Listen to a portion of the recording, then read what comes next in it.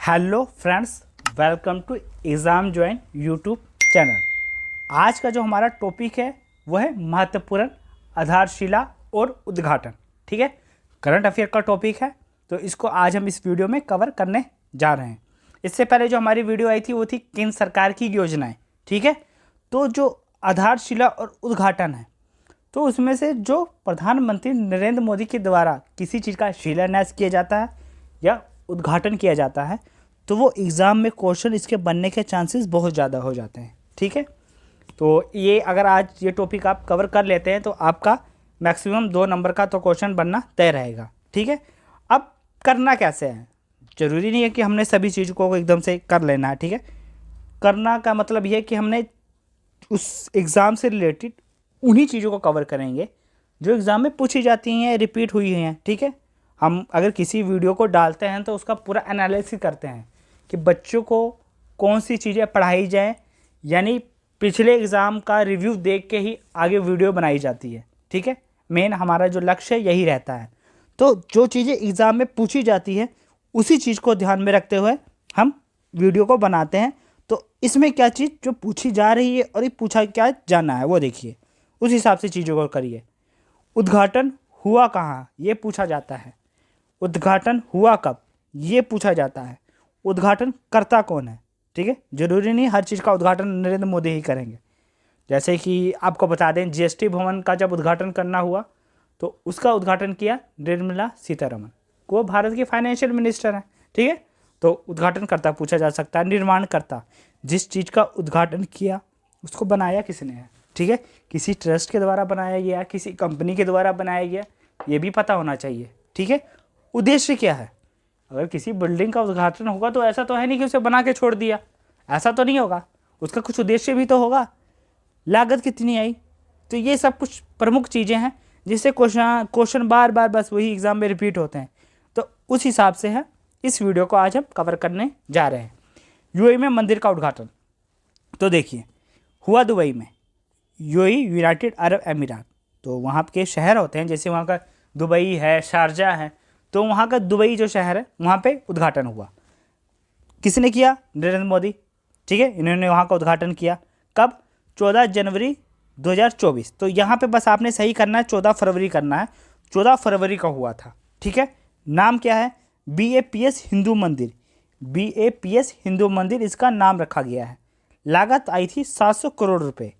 ये मंदिर करीब 27 एकड़ ज़मीन पर बना हुआ है, तो वहाँ की सरकार ने ये दान में दिया था।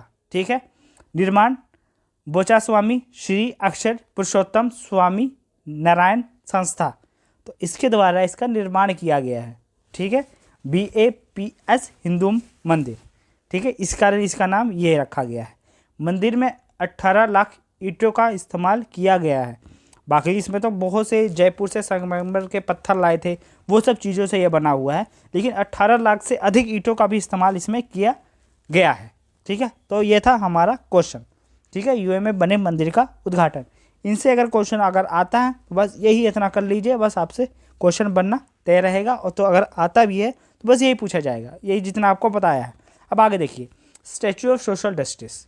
ठीक है, स्टैचू ऑफ सोशल जस्टिस, तो इसका उद्घाटन कहाँ हुआ, विजयवाड़ा आंध्र प्रदेश में। स्टैचू है किसकी, भीमराव अंबेडकर जी की, भारत के संविधान निर्माता। ठीक है, उद्घाटन जगन मोहन रेड्डी, जो कि वहाँ पे उस टाइम CM थे। ठीक है, अब तो हैं चंद्रबाबू नायडू, लेकिन जब इसका उद्घाटन किया था, ठीक है, तो वहाँ के CM जगन मोहन रेड्डी ने किया था। बाद में इलेक्शन हुए तो ये हारे, ये जीते। प्रेजेंट में चंद्रबाबू नायडू हैं। भीमराव अंबेडकर की प्रतिमा, तो ये आपको बताया स्टैचू ऑफ सोशल जस्टिस है क्या, ये देखिए फोटो आप देख ही सकते हैं। ऊंचाई है इसकी कितनी है, 206 फीट। खर्च आया 404 करोड़ रुपए। इसे बनाने में लगभग 400 टन स्टील का प्रयोग किया गया है। इनके 2 और स्टैचू हैं, इनके भीमराव अंबेडकर जी के, वो हैं स्टैचू ऑफ इक्वालिटी अमेरिका में है, एक है स्टैचू ऑफ नॉलेज, वो है महाराष्ट्र में है। ये 2 आपके ये स्टैचू हो गया स्टैचू ऑफ सोशल जस्टिस। ठीक है, तो तीनों स्टैचू आपने याद रखने हैं, ये भी दोनों इन्हीं के हैं। नेक्स्ट अब हम आगे करते हैं अगला क्वेश्चन अपना, संगीत नाटक अकादमी का सांस्कृतिक केंद्र तो ये कहाँ पे खोला गया है इनका एक और सांस्कृतिक केंद्र, तो खोला कहाँ गया है, हैदराबाद में।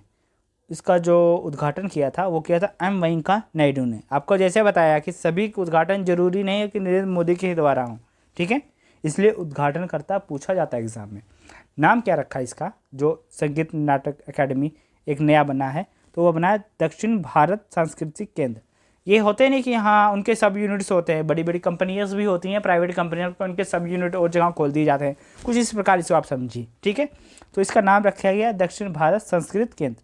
कब, 12 फरवरी 2024 को इसका उद्घाटन किया गया। उद्देश्य क्या है, दक्षिण भारत में सांस्कृतिक विरासत को बढ़ावा देना, ठीक है, संगीत के क्षेत्र में वहाँ की सांस्कृतिक विरासत को बढ़ावा देना। संगीत नाटक अकेडमी, तो इसकी जो स्थापना हुई दिल्ली में, जो मुख्य है प्रमुख रूप से, तो 1953 में हुई थी, ठीक है, नई दिल्ली में ये है इसका जो हेडक्वार्टर है। अब हम आगे करते हैं, ये अवार्ड्स दिए जाते हैं संगीत के क्षेत्र में, ठीक है।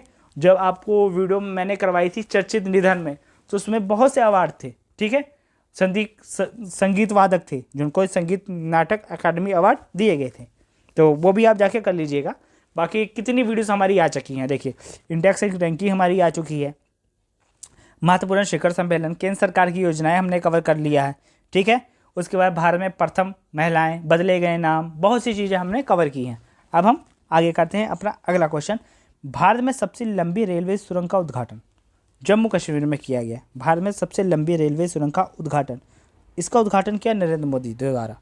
कहाँ, जम्मू में उधमपुर श्रीनगर बारामूला रेल लिंक, तो यहाँ पे इसका उद्घाटन किया गया है, ठीक है। सुरंग की लंबाई देखिए कहाँ पे है, कितनी है, 12.77 किलोमीटर, ठीक है। जगह पूछा जा सकता है, जम्मू से उधमपुर श्रीनगर बारामूला, तो ये सब यहाँ के जिले हैं, रेल लिंक, तो इतने जिलों को जोड़ा गया है। 12.77 किलोमीटर जो सुरंग की लंबाई है। सुरंग का नाम क्या है, T50 सुरंग का नाम ये है, ठीक है। तो कश्मीरी घाटी की पहली विद्युतीकरण रेलवे गाड़ी को भी हरी झंडी दिखाई गई है, ये अलग चीज़ है। तो वो वहाँ पे गए थे, तो उन्होंने ये वाला आप जो देख रहे हैं ये अलग था। तो कश्मीर की पहली जो विद्युतीकरण रेलगाड़ी, उसको भी इन्होंने हरी झंडी दिखाई, जो कि श्रीनगर से संगलदान तक यात्रा करवाई है। तो 2 परियोजनाओं का यहाँ पे इन्होंने उद्घाटन किया नरेंद्र मोदी जी ने। अब हम आगे करते हैं, दुनिया की पहली वैदिक घड़ी, तो ये देखिए बहुत इंपॉर्टेंट है, दुनिया की पहली है तो भारत की भी पहली हुई तो इम्पोर्टेंट रहेगी। उज्जैन में तो स्थापित किया गया है, उद्घाटन इसका नरेंद्र मोदी ने किया था। लागत आई है 1,58,00,000, ये है देखिए इस प्रकार।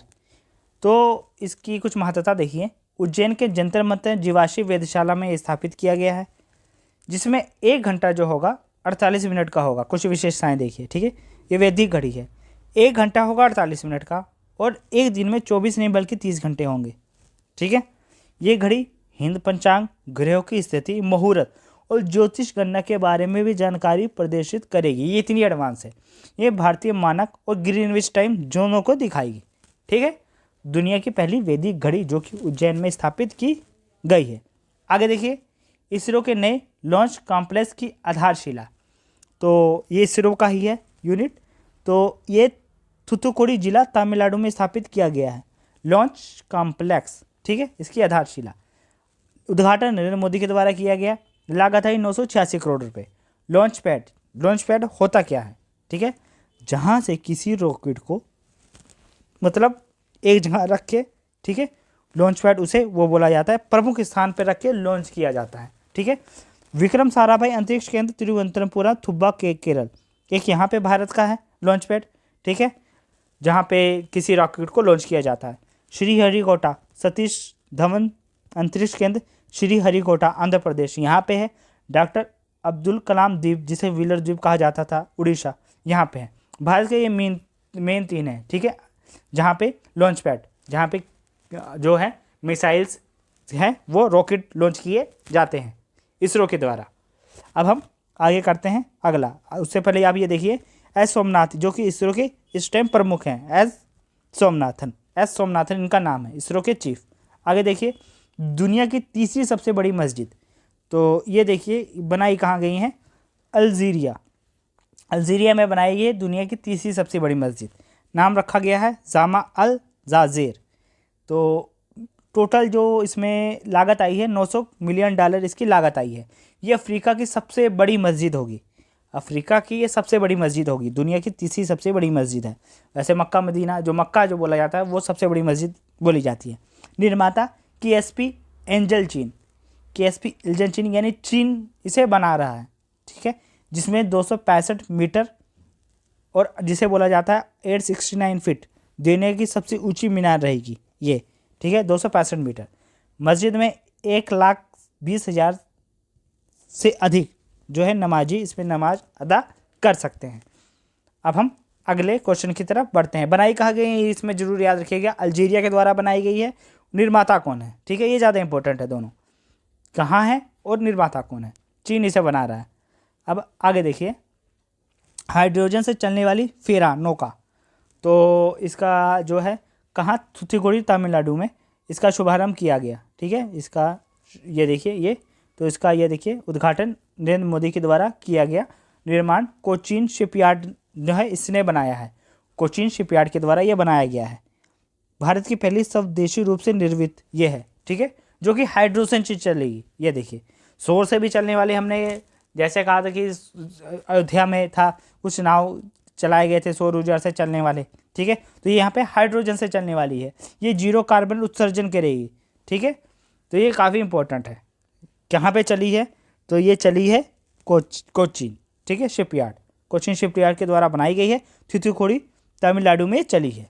अब हम आगे देखते हैं, सेला टनल का उद्घाटन तो हुआ ईटानगर अरुणाचल प्रदेश में, इसका उद्घाटन हुआ। नरेंद्र मोदी के द्वारा इसका उद्घाटन किया गया। 825 करोड़ की लागत इसमें लगी है, ठीक है। सेना टनल तो हुआ कहाँ, ये जरूर याद रखिएगा, ईटानगर में हुआ। तो सेना टनल कहाँ है, ऐसे एग्जाम में पूछे हैं, सेना टनल है कहाँ, ईटानगर अरुणाचल प्रदेश में।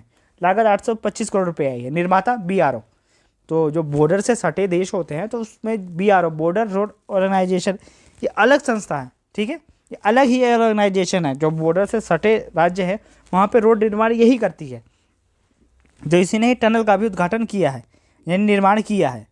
तो अब आगे देखते हैं, सेना टनल जो दुनिया की सबसे लंबी द्विलेन सुरंग है, ठीक है, द्विलेन, ये देख सकते हैं, फर्स्ट सेकंड द्विलेन सुरंग है आने और जाने का। 13,000 फीट की ऊंचाई पर निर्मित सुरंग असम के तेजपुर से अरुणाचल प्रदेश के पश्चिम कामेंग जिले के तवांग तक सड़क पर स्थित है। ये इसकी टोटल, ये देखिए कहाँ से कहाँ तक चलेगी, ये भी देख लीजिए। असम से अरुणाचल प्रदेश के कौन कौन से जिले कैसे कैसे जाएगी। सुरंग 1, देखिए, ये देखिए इसमें 2 सुरंग है। सुरंग 1 उसकी लंबाई 980 मीटर, ठीक है, सिंगल ट्यूब सुरंग है। सुरंग 2 1555 मीटर, ठीक है, तो ये 2 सुरंग है, उसकी लंबाई भी आप देख सकते हैं, ऐसे हैं। तो अब बढ़ते हैं हम अपने अगले क्वेश्चन की तरफ। अगला देखिए, ओमकार मंदिर का निर्माण बहुत इंपॉर्टेंट है। ये एकमात्र मंदिर है पूरे विश्व में, ओमकार मंदिर, काफ़ी अच्छा लगता है देखने में। अभी आपको इसकी पिक्चर दिखाऊंगा। कहाँ, पाली राजस्थान में ओमकार मंदिर का निर्माण किया गया। यहाँ ये 270 एकड़ में बना है। इस मंदिर की नींव साल 1995 में रखी गई थी, जो अब जाके ये बनकर तैयार हुई है। भगवान शिव की 1008 मूर्तियां हैं, जिसमें 12 ज्योतिर्लिंग शामिल किए गए हैं। 1200 स्तंभों पर आधारित 135 फीट लंबे इस मंदिर में 108 कमरे हैं, ठीक है, 1200 स्तंभ पर ही आधारित है, 115 फीट लंबी है, ठीक है। ओमकार जो है ये मंदिर है, ये भगवान शिव को समर्पित एक मंदिर है। मंदिर परिसर के नीचे 2 लाख टन की क्षमता वाले एक विशाल टैंक का भी बनाया गया है। अब देखिए ये मंदिर कितना अच्छा डिज़ाइन किया गया है पाली राजस्थान में। इसकी पिक्चर आप देख सकते हैं, ये देखिए, ये है मंदिर बिल्कुल ओमकार में। ये देखिए यहाँ से ये गुम्बद देखिए ऐसा घुमा हुआ, ये यहाँ पे मेन हो गया जो यहाँ से लोग जाएंगे, ठीक है, फिर ऐसा है, फिर आप देखिए यहाँ पे एग्जिट भी हो जाएगा। तो काफ़ी अच्छा मतलब ये बनाया है, ठीक है। अब हम आगे देखते हैं अगला, भारत के सबसे लंबी और सबसे बड़ी सुरंग परियोजना। तो शहरी सुरंग परियोजना भारत की सबसे लंबी और सबसे बड़ी। शिलान्यास इसका हुआ है, यानी बना नहीं है, इसका शिलान्यास है। शिलान्यास और उद्घाटन में फ़र्क क्या होता है? शिलान्यास यानी उसका जब शुभारंभ होता है, यानी जब निर्माण किया जाता है, शुरुआत की जाती है, तो मतलब किस शुभ हाथों से वो निर्माण हो, उसकी महत्ता को दर्शाते हुए किसी व्यक्ति के द्वारा उसका शिलान्यास किया जाता है कि हाँ चलो आज हम ये घर बनाने लगे हैं या बिल्डिंग को बनवाने लगे हैं, तो इसकी शुरुआत किसके द्वारा करवाई जाए। उद्घाटन ये होता है कि बिल्डिंग बनके तैयार है, तो अब उस बिल्डिंग का संचालन होगा, ठीक है, जिस उद्देश्य के लिए वो बिल्डिंग बनाई गई है उसका संचालन होगा, तो उस टाइम होता है उद्घाटन। शिलान्यास में चीज़ें बनी नहीं होती, वो बनने के लिए यानी उसके द्वारा, जब किसी व्यक्ति शिलान्यास करता है उसके द्वारा वो कोई भी चीज़ है, बिल्डिंग है या मंदिर है या किसी भी प्रोजेक्ट के लिए कोई हॉस्पिटल भी है, तो उसे शिलान्यास बोला जाता है, यानी अब वो बनना शुरू होगा। तो नरेंद्र मोदी के द्वारा इसका शिलान्यास किया गया। कब? 13 जुलाई 2024 को। नाम है ठाणे बोरीवली ट्विन टनल। निर्माता जो रहेगी वो रहेगी मुंबई महाराणा विकास प्राधिकरण। ठाणे दे सकते हैं, ये देखिए इस वाली जगह पे यह है ठाणे, तो वहाँ पे इसका ये नाम रहेगा ठाणे बोरीवली ट्विन टनल। लागत आएगी 16,600 करोड़ रुपए। लंबाई 11.8 किलोमीटर इसकी लंबाई है। तो इसका जो उद्घाटन है वो जरूर याद रखिएगा, नरेंद्र मोदी ने किया है। नेक्स्ट आगे देखिए, विश्व की सबसे ऊंची सुरंग, विश्व की सबसे लंबी नहीं, विश्व की सबसे ऊंची सुरंग। शिलान्यास नरेंद्र मोदी के द्वारा शिला परियोजना, ये देखिए शिकुनला परियोजना लद्दाख में, सॉरी थोड़ा पढ़ने में मिस्टेक हुआ, शिकुनला परियोजना लद्दाख में विश्व की सबसे ऊंची सुरंग बनेगी, जिसका शिलान्यास नरेंद्र मोदी ने किया। लंबाई 4.1 किलोमीटर लंबी ये रहेगी। निर्माता BRO, जैसे आपको बताया, जैसे सैला टनल का जो निर्माता वही ये भी, क्योंकि लद्दाख से भी अन्य देशों के बॉर्डर लगते हैं, तो निर्माता बॉर्डर रोड ऑर्गेनाइजेशन है। लागत 1681 करोड़ रुपए आएगी। ऊंचाई रहेगी 15,800 फीट की ऊंचाई पर ये बनने जा रही है, विश्व की सबसे ऊंची सुरंग। तो भारत के पास ये रिकॉर्ड रहेगा। ट्विन ट्यूब सुरंग का निर्माण नीमू पद्मू दराचा मार्ग पर किया जाएगा। ये मार्ग है, ठीक है, ट्विन ट्यूब सुरंग का निर्माण जहाँ पे किया जाएगा। नेक्स्ट हम बढ़ते हैं अपने अगले क्वेश्चन की तरफ। GST भवन का उद्घाटन, तो इसका जो उद्घाटन किया निर्मला सीतारमन ने, भारत की फाइनेंशियल मिनिस्टर निर्मला सीतारमन ने GST भवन का उद्घाटन किया उदयपुर में ये उद्घाटन किया। इनके अलग अलग जगह पे भवन भी हैं, ठीक है, जरूरी नहीं कि दिल्ली में ही हो, अलग अलग जगह पे भी इनके GST भवन हैं। GST भारत में 1 जुलाई 2017 को लागू हुई। अनुच्छेद 279A के तहत 101वां संविधान संशोधन था GST का, ये जरूर याद रखिएगा। GST लागू करने वाला पहला राज्य कौन था? असम। यानी केंद्र सरकार ने तो की, लेकिन भारत में राज्यों के द्वारा सबसे पहले असम था। आखिरी बना जम्मू कश्मीर। जब 370 धारा हटी तो ऑटोमेटिकली वहाँ पे फिर ये लागू हो गया, ठीक है। अब आगे बढ़ते हैं, अगला क्वेश्चन। उड़ान योजना के तहत 3 नए हवाई अड्डों का उद्घाटन, बहुत इंपॉर्टेंट है, ये बहुत इंपॉर्टेंट है। प्रधानमंत्री नरेंद्र मोदी के द्वारा इसका उद्घाटन किया गया। उड़ान योजना के तहत है, इसलिए इंपॉर्टेंट है। पहले देखिए 3 हवाई अड्डे, रीवा मध्य प्रदेश, अंबिकापुर छत्तीसगढ़, सहारनपुर उत्तर प्रदेश। तो इन 3 हवाई अड्डों का उद्घाटन नरेंद्र मोदी के द्वारा किया गया। उड़ान योजना क्या है ये देखिए। उड़ान यानी उड़े देश का आम नागरिक, यानी फ्लाइट्स के रेट इस हिसाब से तय हों, मतलब इस योजना के तहत कि एक आम नागरिक भी जहाज़ का सफ़र कर सके। योजना को लागू किया गया 2016 में। उड़े देश का आम नागरिक, ये योजना 10 वर्षों की अवधि तक रहेगी, जिसमें नए नए एयरपोर्ट बनाए जाएंगे। सिर्फ मतलब नागरिकों का ही नहीं रहेगा, इसमें एयरपोर्ट्स भी काफ़ी बनाए जाएंगे, ठीक है। ये नागरिक उड्डयन मंत्रालय के अंतर्गत आता है। उड़े देश का आम नागरिक उड़ान योजना के तहत 3 हवाई अड्डों का उद्घाटन हुआ। अब हम बढ़ते हैं नेक्स्ट क्वेश्चन की तरफ। बुद्ध विहार का उद्घाटन, तो बुद्ध विहार का उद्घाटन द्रौपदी मुर्मू ने, राष्ट्रपति द्रौपदी मुर्मू ने बुद्ध विहार का उद्घाटन किया। कहाँ पे? तो ये हुआ लातूर जिला महाराष्ट्र में बुद्ध विहार का उद्घाटन हुआ। ये बौद्ध धर्म से संबंधित होते हैं बुद्ध विहार। गौतम बुद्ध की एक प्रतिमा स्थापित की गई है इसमें। यह क्षेत्र जो रहेगा 15 हेक्टेयर तक फैला हुआ है। इसमें एक इसे ध्यान केंद्र जिसे बोला जाता है मेडिटेशन सेंटर वो रहेगा, और इसमें 1200 अनुयायी बैठ सकते हैं, ठीक है, 1200 अनुयायी इसमें बैठ सकते हैं बुद्ध विहार में। ये देखिए विश्व शांति बुद्ध विहार उदयीर, ये उदयीर जो आपको बताया है ये लातूर जिला जो है वहाँ पे उदयीर पड़ेगा। तो ये बनाया गया है वहाँ पे बुद्ध विहार, जिसका उद्घाटन द्रौपदी मुर्मू जो भारत की राष्ट्रपति हैं इन्होंने किया है। अगले बढ़ते हैं अपने नेक्स्ट क्वेश्चन की तरफ। बायो सीएनजी संयंत्र वाली पहली आधुनिक गौशाला, तो ये इसका उद्घाटन किया है नरेंद्र मोदी ने, यानी आधुनिक गौशाला है। ठीक है, लाल पिटारा गौशाला, कहाँ? लाल पिटारा गौशाला नाम ग्वालियर मध्य प्रदेश में उद्घाटन किया गया है। विकसित किसके द्वारा? इंडियन ऑयल कॉरपोरेशन के CSR फंड से। ठीक है, इसकी जो है मतलब इसके द्वारा ये विकसित किया गया है, इंडियन ऑयल कॉरपोरेशन। ठीक है, उनका जो CSR फंड है उसके द्वारा ये किया गया, जिसमें टोटल 32 करोड़ रुपए लागत आई है।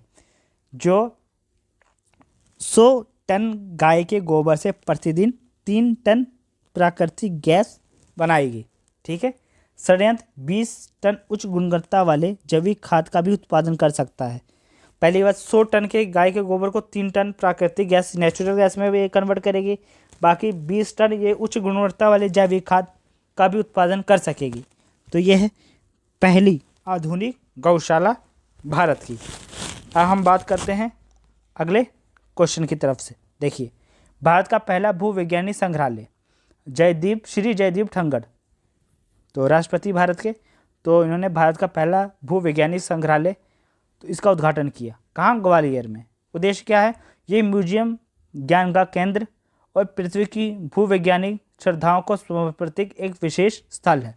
भूवैज्ञानिक से संबंधित चित्रकला, कलाकृतियाँ, ये सब चीज़ें इसमें पेश की जाएंगी। ठीक है, तो इन सब चीज़ों को, ये सब चीज़ की जानकारी ये प्रदर्शित करेगी। भारत का पहला भूवैज्ञानिक संग्रहालय कहाँ पे? तो ये ग्वालियर पहला है, तो थोड़ा ऐसे भी इम्पोर्टेंट है। बाकी भारत में पहला जो वीडियो है हमारे लिए एक अलग से वीडियो आएगी, जिसमें 2024 में भारत में पहला क्या क्या चीज़ें हुई उसको हम कवर करेंगे। तो अब हम आगे देखिए, ये देखिए यहाँ पे आप देख सकते हैं फोटो में भी, भूवैज्ञानिक संग्रहालय ग्वालियर, तो श्री जयदीप ठंगड़ ने इसका किया है उद्घाटन। कल्की धाम मंदिर की आधारशिला, कल्की धाम मंदिर आधारशिला नरेंद्र मोदी ने रखी। ठीक है, तो कहाँ? संभल उत्तर प्रदेश में, तो इसकी आधारशिला रखी है, ये बनकर तैयार होगा।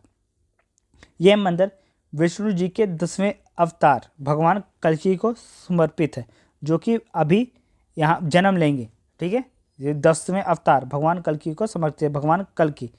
ये 5 एकड़ में फैला हुआ है, ये मंदिर जो है 5 एकड़ में फैला हुआ है। मंदिर 11 फीट ऊंचे चबूतरे पर होगा। शिखर की ऊंचाई 108 फीट होगी। ये देखिए, कुछ इस प्रकार ये मंदिर बनेगा, कल्की धाम का मंदिर। तो ये मंदिर भगवान कल्की को समर्पित रहेगा। बना कहाँ है? संभल उत्तर प्रदेश में ये बना है, ये जरूरी है। आगे हम देखते हैं अगला क्वेश्चन। 7 मित्र पार्क स्थापित होंगे। मित्र पार्क एक्चुअल में है क्या? इसमें उद्देश्य इसका पहले आप देख लीजिए। इसमें जो टेक्सटाइल के कपड़े हैं, यानी कपड़ा उद्योग क्षेत्र में एक कदम भारत कैसे आगे बढ़ सकता है, ठीक है, उसके लिए है 7 मित्र पार्क स्थापित किए गए हैं। इसके तहत केंद्र सरकार के द्वारा 2027 से 28 तक 7 वर्ष की अवधि के लिए। तो जो 7 मित्र पार्क स्थापित होंगे उसमें से कुछ तैयार हो चुके हैं, बाकी अभी काम जारी है। लागत है 45 करोड़, यानी 4,445 करोड़। पीएम मित्र, इसका फुल फॉर्म देखिए, पीएम मित्र का प्रधानमंत्री mega integrated textile region and apparel. ठीक है, कपड़ा क्षेत्र में भारत के हिसाब से आगे बढ़ सकता है, ये चीज़ है। तो देखिए जहाँ पे स्थापित होंगे 7 मित्र पार्क, विरुद्धनगर तमिलनाडु, वारंगल तेलंगाना, नवसारी गुजरात, कलबर्गी कर्नाटक, धार मध्य प्रदेश, ठीक है, लखनऊ उत्तर प्रदेश और महाराष्ट्र में ये स्थापित किए जाएंगे 7 मित्र पार्क। आगे बढ़ते हैं हम अपने अगले क्वेश्चन की तरफ। वो देखिए नौसेना भवन का उद्घाटन। ठीक है, नौसेना भवन का उद्घाटन तो ये किसने किया? तो ये देखिए उद्घाटनकर्ता कौन है, वो है राजनाथ सिंह। राजनाथ सिंह उद्घाटन करता है नौसेना भवन के, नई दिल्ली में। तो ये भवन भारतीय नौसेना का प्रथम स्वतंत्र मुख्यालय होगा। ठीक है, ये भारत का भारतीय जो नौसेना है उसका प्रथम स्वतंत्र मुख्यालय है, जिसका उद्घाटन नरेंद्र मोदी ने किया है। भारतीय नौसेना के प्रमुख अड्डे देखिए जो हैं अभी प्रेजेंट में, मुंबई, गोवा, उसके बाद कोच्चि, कारवार, चेन्नई, विशाखापट्टनम, कोलकाता और पोर्ट ब्लेयर, तो यहाँ पे हैं। भारतीय नौसेना के प्रमुख हैं एडमिरल दिनेश त्रिपाठी। गठन इसका जो हुआ था भारतीय नौसेना 26 जनवरी 1950। ठीक है, तो रक्षा मंत्री के द्वारा इसका उद्घाटन किया गया है, जो कि राजनाथ सिंह है। इंडियन नेवी डे मनाया कब जाता है? वो है 4 दिसंबर को इंडियन नेवी डे मनाया जा। तो ये थे हमारे इम्पोर्टेंट आधारशिला और उद्घाटन जिससे एग्ज़ाम में क्वेश्चन पूछे जाते हैं। बाकी हमने जैसे आपको प्रॉमिस किया है, करंट अफेयर का आपका एक भी टॉपिक नहीं छूटेगा। टॉपिक वाइज वीडियो आ रही है, हमारे प्लेलिस्ट करंट अफेयर 2024 पे जाके देख सकते हैं। थैंक्स, मिलते हैं हम आगे नेक्स्ट